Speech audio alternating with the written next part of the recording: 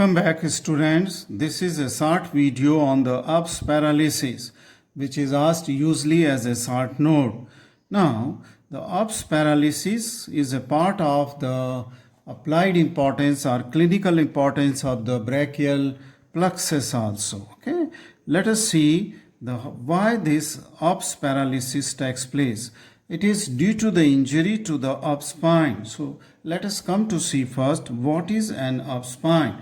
Now in this diagram, see this is the C5 or the ventral ramus of C5 spinal nerve.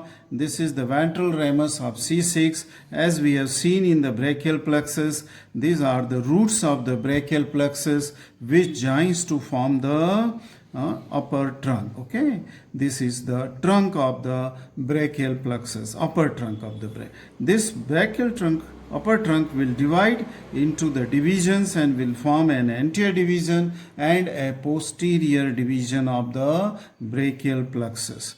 Now from the upper trunks, two nerves comes out, as we have learned. Supraescapular nerve, which goes and supplies to the supraspinatus and infraspinatus. Similarly, now to the subclavius, which goes and supply to the subclavius muscle.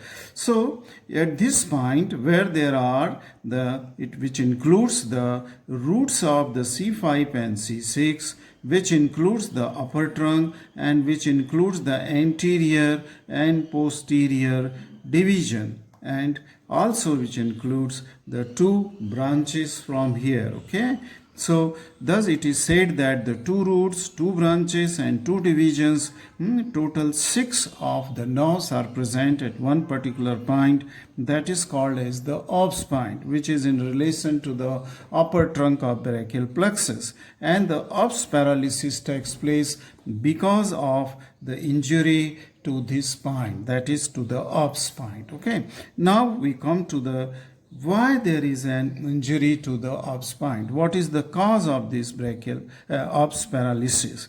Now this, most of the time the ops paralysis takes place due to the injury to the ops spine during the childbirth. When child is not taking birth normally from head side, usually it should, but if it is a breech presentation where the legs or they come out first from the birth canal, then the traction, okay, in an attempt to deliver the child by a clinician, okay, may just put the traction or may put the tension onto this upper trunk. Okay, so when the upper limb is just delivered but the head is still inside, a clinician may pull the upper limb, okay, downwards, okay, so because head is obstructed inside the birth canal, and this will lead to the pressure onto the upper trunk, and this may get injured. So during the birth canal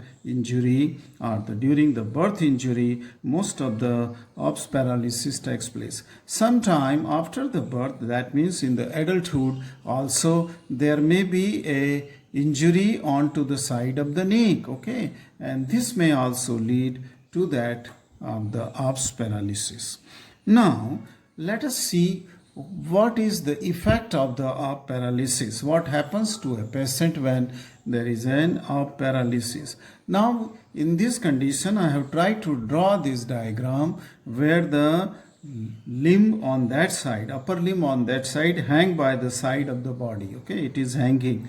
Why it is hanging? Because there is the adduction of the arm. So the arm is adducted, okay, because there is a failure to abduct it, okay, this failure. And then at the same time the arm is medially rotated at shoulder joint. So it is adduction and medial rotation at shoulder joint. That's why it is hanging by the side of the body. Then there is an extension at the elbow. The flexion of the elbow is not possible, so it is a extended elbow is there. At the same time, this arm and forearm, they are pronated. Mostly the forearm, it is pronated. That means a person is unable to supine it. Okay, supination is not possible, and because of the paralysis of supinator, the pronation takes place. Okay. At the same time, there is a flexion at the wrist. You can see here. This is the flexion at the wrist is here, and the fingers are also flex. Okay. Okay. And the hand is, say palm is pointing backwards and upwards. So there is a flex wrist and the fingers are also. This is the point by which you can diagnose a case of the Ups paralysis just by looking at his arm. Okay, looking at his arm. Now let us come why this takes place. Why there is an adduction of the arm. The adduction of the arm because there is a loss of abduction. And this loss of abduction is due to the paralysis of the deltoid muscle, because here the paralysis of all those muscles will take place, or weakness of the muscles will take place, which are fully or partly supplied by C5 and C6. Many of these muscles are supplied by C5 and C6, and some muscle has contribution not totally but partly from C5.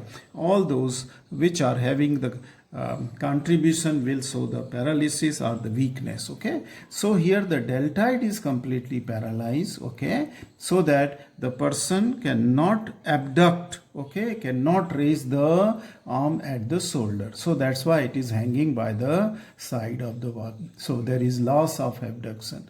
Then there is a loss of the power of flexion at elbow, and this loss of the power of flexion at elbow is because the muscle, that is the biceps, brachialis and coracobrachialis, they are also paralyzed. So flexion cannot take place. Then there is the pronated, and pronation is because there is the loss of supination. That means supinator become very much weak, and the biceps also, which is a partly supinator, that is also not there. Okay, not there. Okay, partly it is brachioradialis and extensor carpi radialis, longus are also paralyzed.